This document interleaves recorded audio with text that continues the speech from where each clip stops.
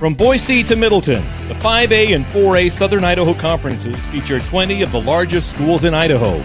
Highlighting the big plays and big stories from Idaho's biggest schools, this is the SIC Prepcast with Wayne Dzubak. Hey, what's going on? It is the SIC Prepcast on IdahoSports.com, breaking down all that 5A, 4A flavor in that Boise metro area each and every week. Brandon Baney is always joined by Wayne Dzubak. Wayne, what's going on today? You know, it's supposed to be spring, and I guess it is spring because all of a sudden we've gone, get this, you know, the wind's blowing at about 14 miles an hour, and it's like 48 degrees, so it feels like it's 39 degrees out there. Yet later this week, it's supposed to touch 80 degrees on Friday before jumping back down into the 60s on Saturday. So, you know what? This is what spring is all about. This is why poor softball players and baseball players, you know, track and field guys and gals are sitting there going, I don't know what to wear today. What do I do? Yeah, and again, I say all the time, the weather seems to be at least a little more predictable over in Boise than in other parts of the state, but it can still be unpredictable, right? Yeah, for us, what I just mentioned is unpredictable. So, you know, but we'll go with it. Hey, we got nothing we can do about it, so we got to go with the flow. Yeah, definitely. Well, a couple of big topics there, or big things we were keeping our eyes on this past week, Wayne. We talked about it on last week's show, but a huge early season track and field duel between two of the premier track and field programs in Class 5A, Rocky Mountain and Boise. Those two tussled last Friday night, and we had some eye-opening performances from both teams across the board. Yeah, it really did. And what's cool about it, you know, the Boise girls won. We expected that. The Rocky Mountain boys won. We expected that. So that's kind of how it went down. But, you know, early in the season, we get to see some of the outstanding stars that are going to be there. You know, you mentioned Liam Murray out of Boise High. What a job. You know, he did 48.42 in the 400 meter. That is absolutely flying down the track. So, you know, stuff like that we get to see, and it's early in the season yet. These guys really don't have their legs. They don't have that warm weather yet where they can really get moving. So that was pretty impressive. Yeah, I mean, anytime you can run a sub 50 400, I mean, that's pretty impressive. And the fact that he did it on the first day of April, I mean, holy smokes, that'll be a tough number to match as the season goes along, but Murray is certainly capable of that. You know, Mason Lawyer is also a great sprinter for the Boise boys in the 100-meter dash. You know, he's among the 5A leaders there in what's a crowded field in the 100. So, you know, Boise boys, even though they didn't win the duel with Rocky Mountain, they still have a couple of athletes that they can hang their hat on. Oh, and Lawyer, you mentioned it. He's got the top time right now in that 200-meter rather, at 21.98. So, I mean, that again is flying as well. The other thing I think that was kind of impressive that came out of there is that the Rocky Mountain boys 800-meter runners, they had 3 placed in under 2 minutes. I mean, that's a lot of guys who are going to be point getters. Tyler Sainsbury, 157.02 was his time, very close to the top time in the state, which is held by a Highland athlete, I do believe, right now early on. But then Zach Pollock, 158.88, and just in 159 there was Trent Wygott. So those 3 for Rocky Mountain, all under 2 minutes, same team, 800 meters. And like I said, when you start totaling up points in a particular event, that's going to get you some pointers right there. Yeah, Jacob Van Orden of Highland is the leader right now, but it's only 156.29. So those 3 Rocky runners are, you know, a second off of that time. That's going to be another fascinating event to watch as the season progresses. And then the last, you know, standout performance on the boys side, I would say, you know, the Boise 4x400 meter relay team set a new best time in the state, 3:26.66. Porter Caulfield, Mason Lawyer, Liam Murray, and Tucker Briggs, the 4 gentlemen that run that relay. And how about this pole vault performance from Seth Nelson, the junior? He clears 15 feet 4 inches. That's the new state mark, state best mark in Idaho. And he's got fierce competition because we talked about in our season preview of track, you know, Landon Helms from Emmett is a nationally acclaimed pole vaulter going to Texas A&M on a scholarship.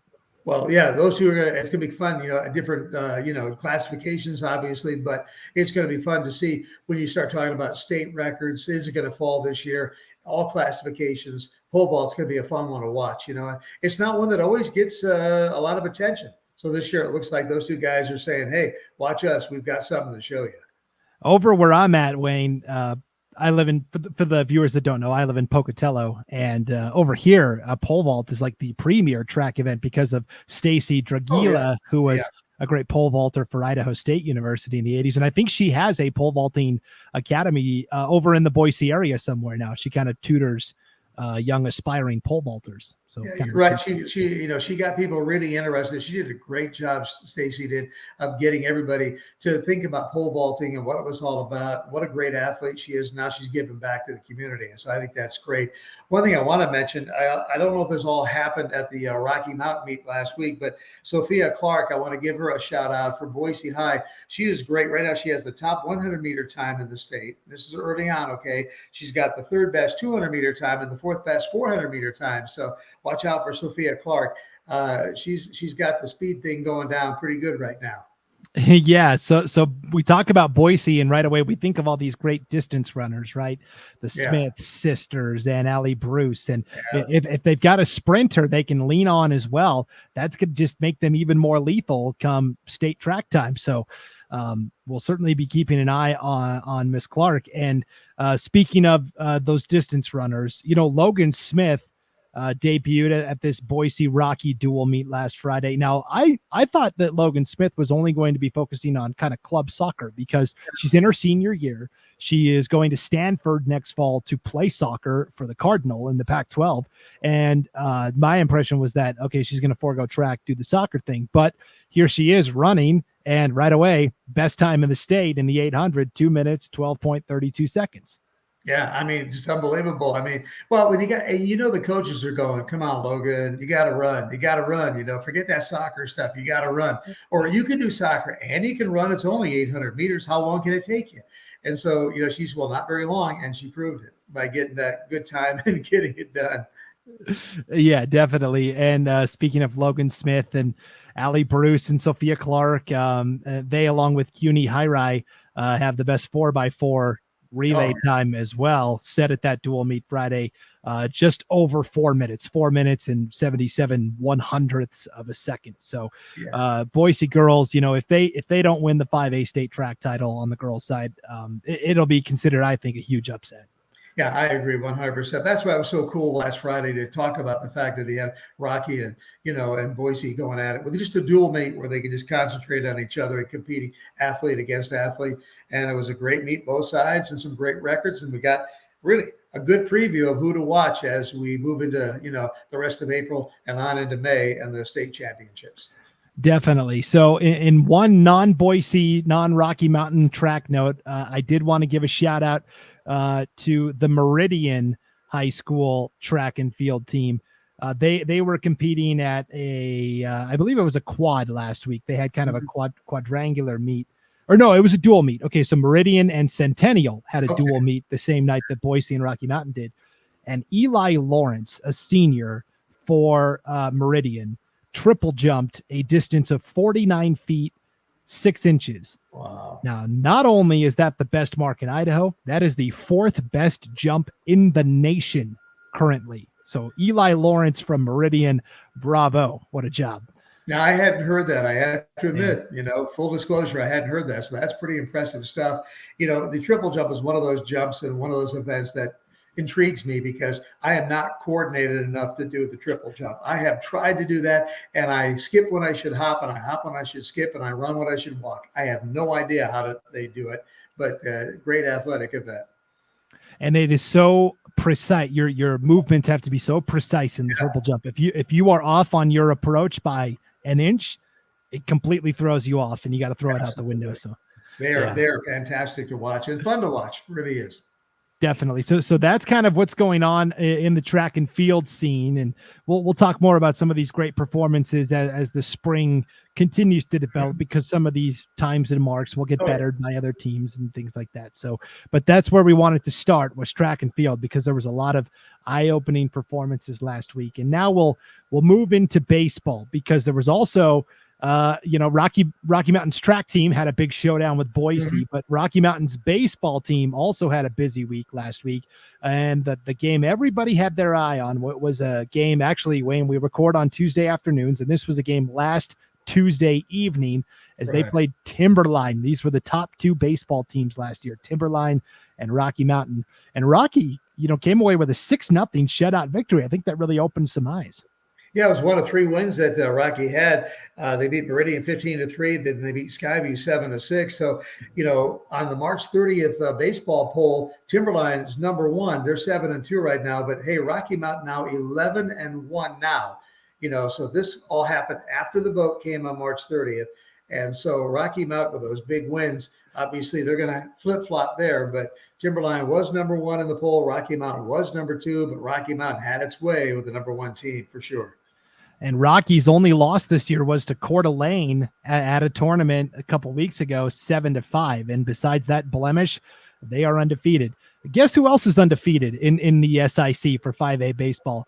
Mountain View, Rocky Mountain's biggest rival. Now they're 7-2 overall, but they, just like Rocky, are 4-0 in the league standings. And okay, these two are headed for a collision course. Well, when do they play? Here's the thing, Wayne. They already did. They played in the season opener way back on March 11th.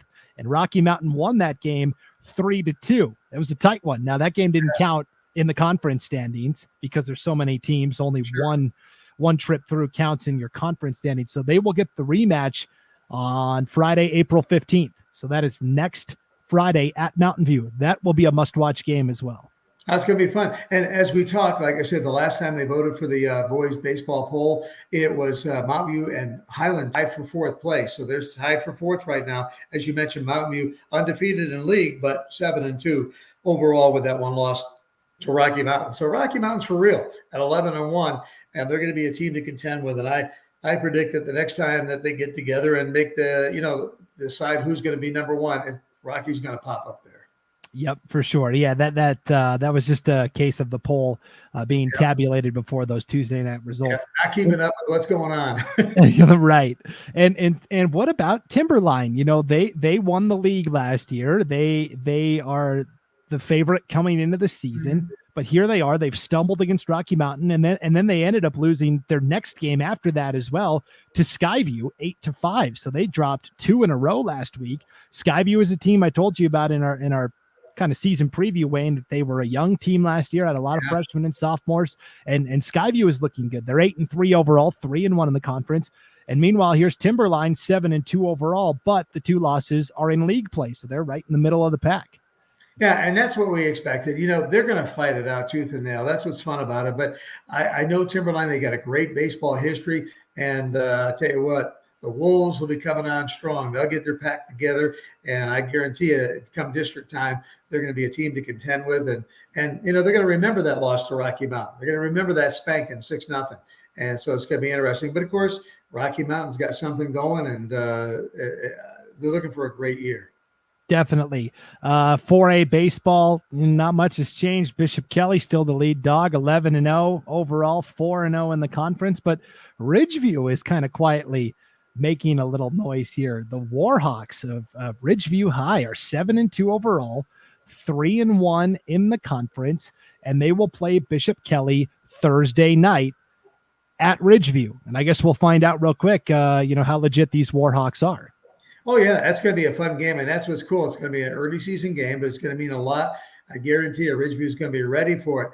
And right now, when you go to the polls, again, on the March 4th or the March 30th, rather, you got BK number 1, Middleton number 2, Columbia number 3. So you got 3 teams from the 4A SIC right there. Then Pocatello and Twin Falls rounded out. But, Middleton at 11-2, pretty hot right now. They're doing well.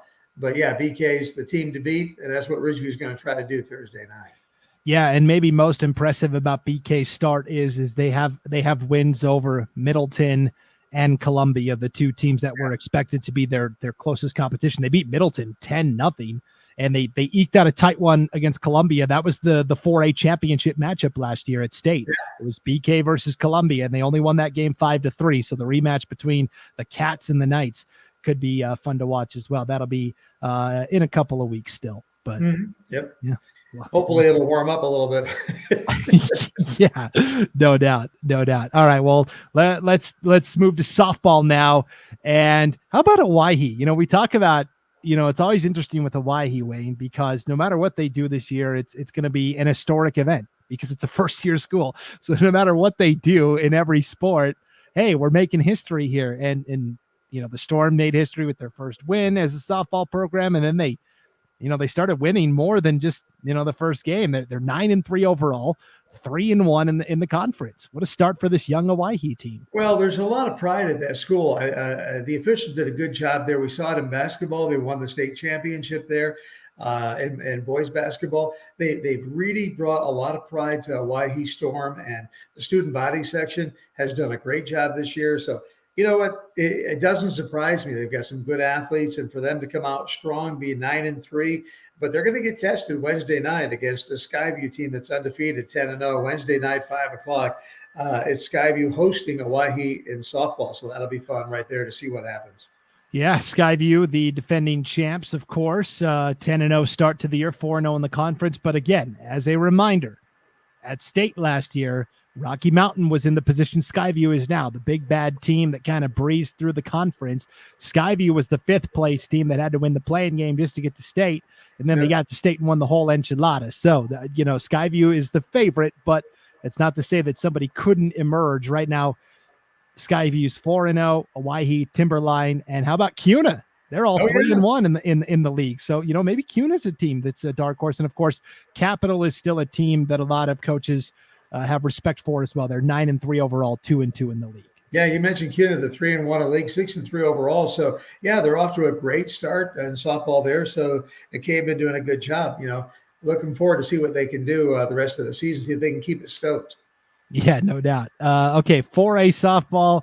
Hey, pretty similar to the boys, where the story is Bishop Kelly looks like the top team, not just in their conference, but in the state. I mean, Bishop Kelly is such a good softball program. Missy Nichols does a tremendous job coaching that team. Now, you'll look at their overall record and go, boy, they're 8-4. Right. What's up with that? Well, they lost to Mountain View, a 5A school. They lost to Skyview, the best 5A team, by one run, 13-12.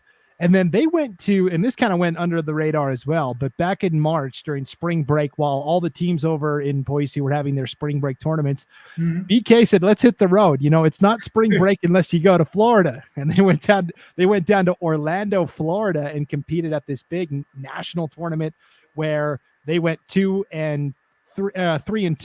They got wins over Indian Hills from New Jersey, Green Bay Preble from Green Bay, Wisconsin, and Sun Prairie High School from Wisconsin. And then they had a pair of one-run losses to Chippewa Falls High from Wisconsin and Geneseo High from Illinois. So 3-2 against, national competition. And that's only going to make them stronger. Absolutely. And of course, it's not ironic that Wisconsin, 3 teams from Wisconsin, you got New Jersey teams and Illinois teams and Idaho teams all heading to Orlando, huh? Now, that's planning. That is putting a schedule together. Like I said, it's not really spring break until you go down to Florida. So give it a try. Yeah. And BK looks just head and shoulders above everybody else. Emmett is off to a nice start, 3-1, but BK just beat Emmett 15-0. And Valley View is another team that's kind of, inserted themselves into the conversation. They're 3-1 in the conference standings as well. And BK will play Valley View tonight, Wayne, as we are recording this. They will meet Tuesday, April 5th. And so we'll see if Valley View, kind of like we talked about on the baseball side or on the softball side with Owyhee, we'll figure out how good Owyhee is right away. Well, we'll figure out how good Valley View is when they take on BK. Absolutely. It'll be interesting to see. And of course, haven't mentioned the softball polls too much, but in the 5A, as of March 30th, it was Skyview, Capital, Timberline, Owyhee, and Coeur d'Alene, 1-5. And on the 4A side, BK, Emmett, Mountain Home, Jerome, and Valley View. So there you go. So it'll be interesting to see. And we're still shaking things out, Brandon. It's still early in the season and just trying to get a feel for who's who and what's what. But the one thing we do know is that BK is pretty darn good, whether it's in boys baseball or softball. I guess only the boys play baseball. So that's kind of a redundant thing, isn't it? Just baseball. Right. Well, yeah, you're right. Okay, well, before we get out of here, Wayne, let's talk about, there's been a lot of chatter lately around basketball, all state teams coming out and things like that. But, we want to also remind everybody that there were some great athletes that, with an all state team, there's only X amount of spots that can be given out. And a lot of players then don't get the recognition they deserve. Well, just about every conference in the state of Idaho also has an all conference team. And we have been collecting those. I've been putting them together and putting them on our site, IdahoSports.com. So we've got the boys basketball all conference teams from just about every league in the state, 5A all the way down to 1A, D2, and same thing with the girls basketball all conference teams. And so the 5A all conference teams stood out to you in particular, Wayne. What did you notice from that all conference basketball team? Well, what's interesting, of course, now these are voted on by the coaches, okay, not by newspaper guys, not by media guys, but by the coaches themselves who are there. And for 5A SIC, Donovan Jones out of Eagle, he was named the player of the year. 6'4" kid, great kid. Reedy is an athlete, tight end on the football team, gets the job done. The defensive player of the year, Jack Payne, no question about it. I agree with all of that. I think there was a little bit of controversy on the coach of the year. Cody Pickett of Eagle was named coach of the year. A lot of people kind of gravitated towards Andy Harrington, who first year at Owyhee, took Owyhee all the way, did something no other boys basketball team has ever done. In the first year of existence, they won a state championship at 5A level. And so some thought there. But you know what? Other than that, Cody Pickett did a great job this year with the Eagle Mustangs. They had a super season. And then the first team, no problem. Liam Campbell of Owyhee, Jack Payne of Owyhee, Nate Ojukwu from Mountain View, Tyler Shipp of Centennial, and Wes Johnson from Centennial. So I agree with all of that. I think it was pretty strong first team that the coaches, they got it right. Yeah. And, you talked about the coach of the year and, the selection that was made. I think a lot of times the coach of the year goes one of two ways. It's either the coach of the best team, right? That would be Andy Harrington. Or it's, hey, let's look at what coach, took the most, got the most out of what he had. Right. And I think that's where Cody Pickett would fall into that second category. Because when you look at the 4A all-conference SIC team for boys basketball, kind of the same deal. Coach of the year was Rick Tigges from Caldwell. Yeah, Caldwell was the bottom half of the league team, but he took a program that had been really down in the dumps and did a tremendous job with them this year. And even they got that first-round upset win over Nampa at districts. And so they were one of 4 teams to win in the opening round of districts. So that made sense to me. Tyler Medeiros of Middleton was the player of the year. No surprise there. And then the first team, Blake Hawthorne and Tommy Hunter from Bishop Kelly, Jack Keller from Columbia. He's only a junior. Keep an eye on him next year. He's a sharpshooter. And then Talmadge Stuckey of Middleton and Jacob Martinez of Valley View. That was the first team all-conference team for the 4A SIC boys.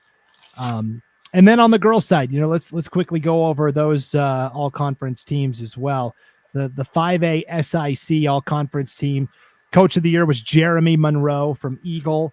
Player of the year, Sophie Glancy from Timberline. No surprise. That was a no-brainer right there. Right. Defensive player of the year was Avery Howell, the great sophomore from Boise.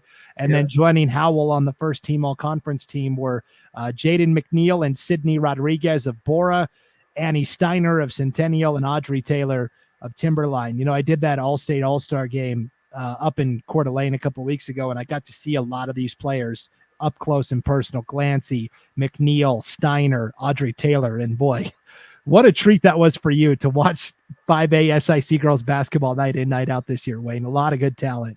Yeah, and I'll tell you what, IdahoSports.com, we did a lot more girls basketball this year than we've ever done, 5A style. I mean, it was a lot of fun. We had some great contests. I mean, we did 3 Boise and Timberline games, during the season. We went right down the line, so it was a lot of fun to do those. I had a lot of fun covering them, and I agree with 100% what they came up with as far as the coach of the year and players and all kinds of stuff. I mean, it was a good year. A lot of good players coming through Idaho right now.